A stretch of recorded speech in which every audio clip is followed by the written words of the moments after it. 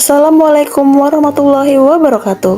Halo Bapak Ibu Guru Penggerak, salam sehat, semoga bahagia selalu ya. Perkenalkan, saya Yaro, calon guru penggerak Angkatan 10 Kabupaten Serang, Provinsi Banten. Kali ini saya akan memaparkan kesimpulan dan refleksi modul 1.1 koneksi antar materi. Berikut pemaparannya. Yang pertama yaitu pendidikan dan pengajaran. Terlihat sama tetapi sebenarnya berbeda loh. Pendidikan dan pengajaran merupakan istilah yang terlihat serupa dan mirip, namun sebenarnya hasil akhir keduanya berbeda.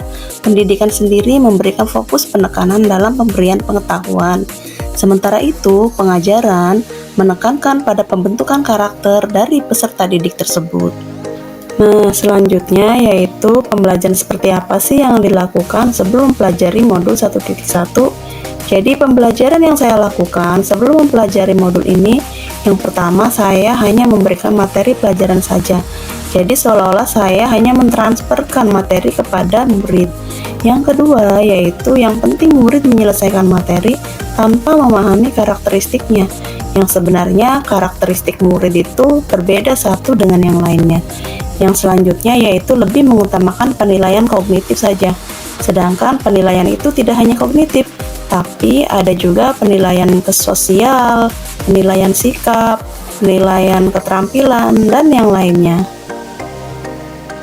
Selanjutnya yaitu pembelajaran berpusat kepada guru saja, yang artinya guru menempatkan murid sebagai objek dalam belajar dan kegiatan belajar bersifat klasik, tidak membiarkan murid berperan aktif dalam pembelajaran.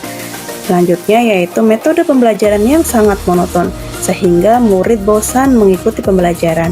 Selanjutnya yaitu pembelajaran dinyatakan tuntas ketika murid mencapai nilai yang diinginkan guru. Sedangkan nilai yang harus dicapai tidak hanya nilai kognitif saja, tetapi nilai sikap, nilai keterampilan, dan nilai sosial. Selanjutnya yaitu merasa kesal ketika murid tidak memahami materi. Sedangkan tidak memahami materi bukan hanya kesalahan murid, tetapi guru yang tidak efektif dalam pembelajaran. Selanjutnya yaitu tidak mempedulikan murid yang belum memahami materi. Guru terkadang cuek ketika ada murid yang belum paham, sedangkan seharusnya guru lebih memperhatikan murid tersebut. Dan ketiga yaitu tidak memperhatikan karakteristik murid. Karakteristik yang berbeda, daya pemahamannya juga berbeda, jadi tidak bisa disamakan satu dengan yang lainnya. Selanjutnya yaitu masih menggunakan pembelajaran kolonial, artinya guru masih melakukan pembelajaran yang monoton, klasik, dan tidak menarik sehingga murid merasa bosan ketika melakukan pembelajaran. Setelah saya mempelajari modul 1.1 tentang pemikiran Ki Hajar Dewantara mengenai pendidikan, saya menyadari apa yang saya lakukan selama ini ternyata masih belum sesuai dan belum tepat.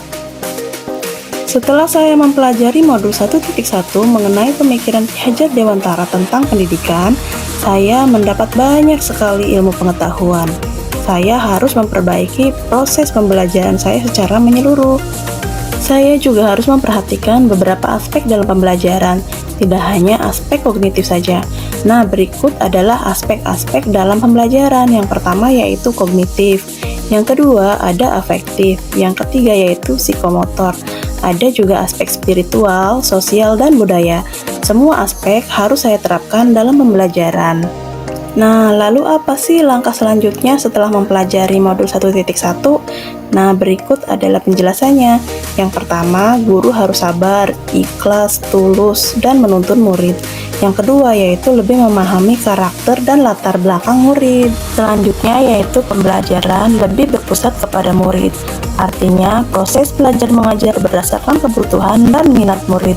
Hal ini bertujuan agar murid tersebut dapat memperoleh pengalaman belajar secara langsung sehingga dapat meningkatkan hasil belajar.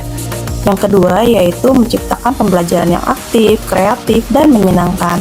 Yang ketiga, tidak menuntut murid tetapi menuntun sesuai dengan kodratnya. Selanjutnya, setelah mempelajari modul 1.1, pembelajaran apa sih yang dapat diterapkan di kelas? Jadi, yang dapat saya terapkan pada pembelajaran di kelas yaitu pertama, menerapkan pembelajaran abad 21 yaitu berpikir kritis, kreatif, komunikatif, dan kolaborasi. Yang kedua yaitu lebih banyak komunikasi dengan murid dan wali murid. Komunikasi juga sangat penting untuk kemajuan belajar peserta didik. Yang ketiga yaitu melakukan pembelajaran menggunakan perangkat atau aplikasi sesuai era digital, sehingga pembelajaran berasa menyenangkan dan memotivasi peserta didik. Demikian pemaparan tentang kesimpulan dan refleksi modul 1.1 koneksi antar materi. Semoga video ini mudah dipahami dan menginspirasi. Salam guru penggerak. Terima kasih. Assalamualaikum warahmatullahi wabarakatuh.